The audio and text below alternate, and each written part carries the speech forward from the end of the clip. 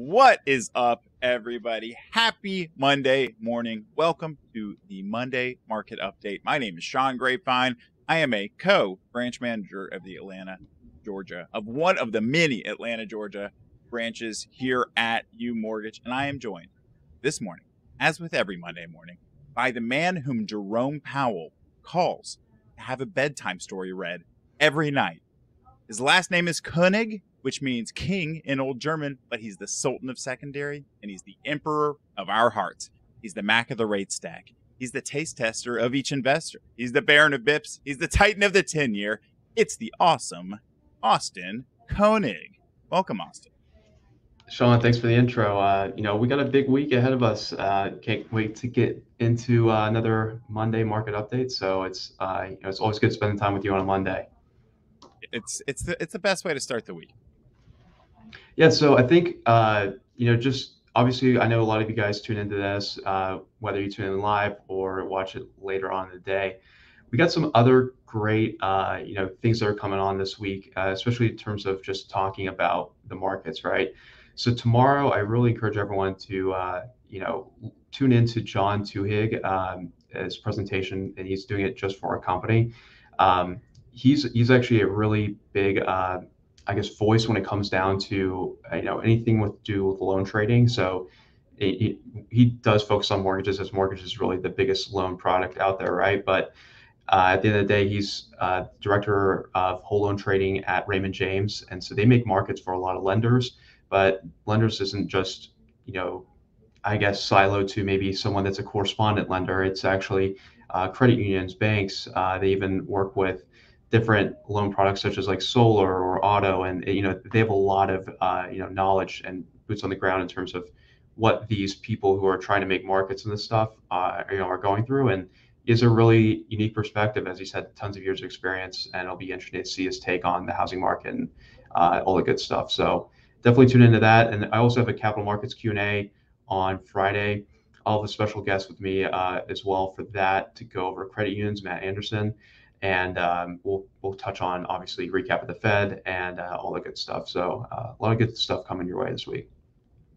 I've gone ahead and posted a link to the John Tuhig talk tomorrow, and I couldn't quickly find a link to the Capital Markets Q&A, but it will be on Workplace and in your email in the LO chat. So everybody should definitely attend both of those. They should be really great.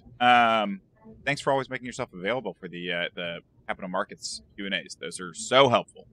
Of course. So, and also anybody watching, feel free to drop any questions in the chat that you have during the day, and we're happy to answer those on our Monday market updates. So let's dive into last week, and then let's take a look at what's coming up this week. Last week, I guess probably not a ton. The big thing to me was like PPI came out. And rates inched up, even though it looked like PPI was kind of good news. So tell us what happened there. Yeah, I think we had, a little bit more of an overreaction earlier in the week that caused possibly an inch up in rates. Generally, I think PPI was good enough to kind of set the stage for the inflation continuing to weaken. And setting the stage for Fed having to pivot. But I think there was some overreaction and kind of just lack of trading activity earlier in the week on I think very small pieces of data.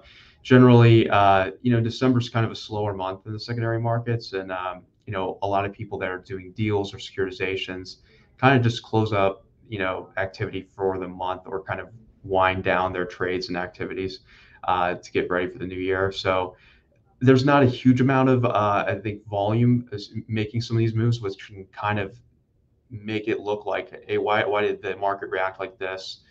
Even though this is possibly news that we think it would react another way. So I think that sort of stuff happens, but PPI just generally wasn't too dramatic. I think overall it wasn't bad. It wasn't, absolutely crazy fantastic, like everything solved, last month.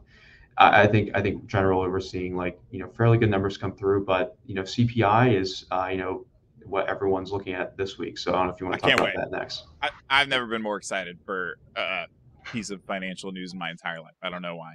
And surely, like, people traders may not be getting out of bed for PPI numbers, but certainly the middle of this week is going to be like it's not going to have a slow December feeling to it, is it? I think tomorrow could. Here's why I say that. So even though so I've been reading up some of the stuff that I get a lot of Wells Fargo economics postings through a connection we have there, but generally what they think is, if CPI is not too dramatic, like right now everyone's expecting about 7.3. Just so you're aware, 7.7 was last month, so we're seeing that inflation number come down, right? If core inflation also behaves correctly, I don't think we should see much of a increase from last month. It's actually just going to be showing a staying flat, and that whole headline number is going to come down.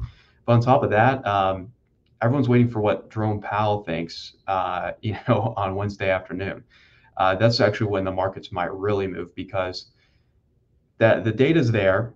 We have it on Tuesday, but nothing's really going to change until Wednesday in terms of how this is going to be interpreted by the Fed. The market has to wait basically one day, and usually that doesn't happen. Usually there's a gap between a huge Fed release in terms of their rate hike and maybe possibly their strategy going forward.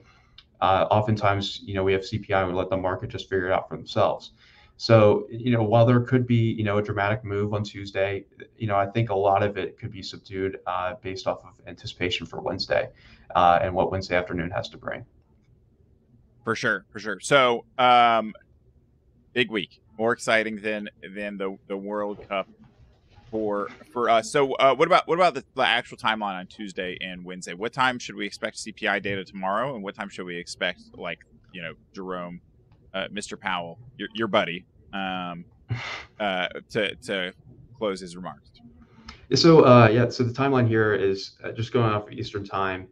In the morning, about 8:30, we get CPI. So before rate sheets come out, we will have CPI presented to us, and the market will be open and ready to digest it, right? For Wednesday, the Fed meetings always typically happen, over kind of a 2-day span. So it actually really does start tomorrow, but the release of where the Fed is going to hike rates or not hike rates, for example, happens at 2 p.m. Eastern. After like about a 30-minute cooling off, Jerome Powell comes out and addresses, kind of during a press conference, the market and those who are asking questions. And that usually takes about an hour. So from the 3 p.m. to 4 p.m. window, there could be a lot of market moves, especially on Eastern time, because that's where, just one comment can move things back and forth. I think we saw that pretty clearly the last time Jerome Powell spoke. Just basically one sentence at the end of a long address really moved the market. And so, what he says is very meticulously calculated from a standpoint of like what he addresses, but then there's lots of questions that get asked after that. So any sort of kind of hint or, kind of showing his cards in a sense is exactly what the market wants to see. And I think everyone knows the end of the rate hikes are near. It's just kind of just really determining what is that end look like, how quickly does it start to come down or get cut. I don't think we'll get an idea of that quite yet, but overall, we just kind of need to see the interpretation of everything we have been seeing of the past couple of months, and then even like yesterday, for speaking in Wednesday's context, what happened in CPI and how they interpret that. So that's the time frame. Those are the big hours. Those are the times where markets are probably going to be fairly volatile, and just kind of digesting different data. Perfect. All right. One last question for you, kind of about some market, just like how some of the mechanics there. So, it seems like to me, and this may not be like, this is just a layman's interpretation of how things work, but right now we've got a 10-year, and I know the 10-year and mortgage rates aren't exactly like, they're not locked together, but in my career, I've seen them, move in pretty much lockstep. You got the 10-year at 3.5% or so, and then conventional rates are somewhere in the sixes, right? If it's a smaller loan, maybe let's call it mid six. So you've got this like 3% gap between the 10-year and mortgage, but for most of 2020 and 2021, the gap was closer to 1.25%, 1.5%. So the gap seems especially, um, you know, enhanced or whatever right now. Are we saying like this is that because it does move in sort of tandem, but it's actually like relational, not nominal. So it's like 50% bigger or whatever, and the gap grows as rates go up? Or is this because like why are mortgage rates so much higher than this medium term fixed income stuff? Do you expect to see that gap come down at all? So I think generally everyone expects and hopes that that does come down. So yeah, kind of what you're talking about is the spread between the 10-year and average mortgage rate essentially, and why that's so wide kind of can be attributed to a lot of different factors, but I think really consider this, and this is part of the Fed's tightening was them stepping out of buying mortgage bonds, right? So the biggest investor over 2021 and 2020 was the Fed in mortgages. They were the biggest buyer. So they provided the liquidity pool in a sense. Those buyers that remain also have become less apt to start just continue eating up mortgages because what the Fed has on their books is a lot of 2 and 2.5% coupon mortgage bonds that actually are valued very low right now, right? Like think about it like that. If you're getting a mortgage bond that's at 2%, inflation clip, right?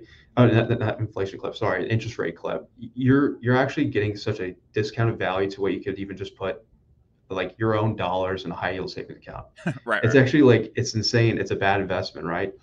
And so those you need a lot more yield to kind of get people interested because a lot of people are looking for safety, but mortgage bonds can be seen as safe. However, the way they kind of pay out is very unique, and generally where we kind of went to was a part of the market where we had a lack of liquidity completely because the 6% mortgage, the 7% note rate mortgage, those haven't been originated in over a decade really. So there was not really much production behind that.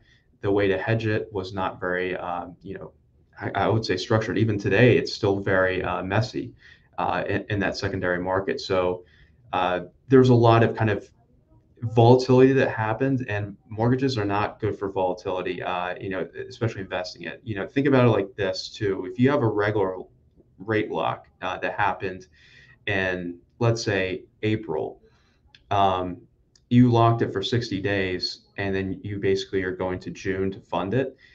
The rate that was actually in June for the new rate locks was a lot different, right? So it takes a couple months for a loan from going to like initial app to funded, or even from funded to securitized. There's just these lags in the market, and we had these big swings that happened, on a week by week basis, almost it felt like, and there just wasn't the production and liquidity behind some of these coupons to really bring investors to the table. I think once we kind of have stability in the market, we'll see that kind of naturally tick down. There'll be more demand behind the product that we kind of price off of, right? So the 10 year is always there, and it's very, very liquid because it's really the biggest debt instrument out there.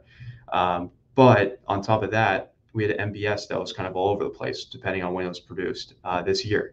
And that's where we have a lot of pricing struggles. I think where we get pricing improved is just through stability and people returning to MBS and really looking for investment opportunities such as banks, international buyers, and think about it like this too. The dollar's been so strong; it's been so hard it's been very expensive to go and buy U.S. like denominated things.